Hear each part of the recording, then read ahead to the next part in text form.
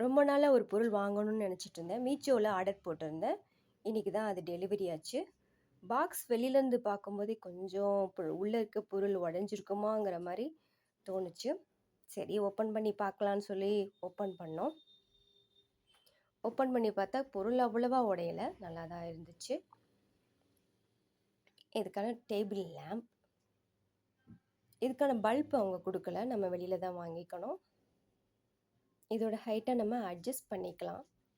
இதோட விலை 250 ருபீஸ். இந்த பொருள் ஒர்த்தா இல்லையான்னு சொல்லி கமெண்ட் பண்ணுங்க.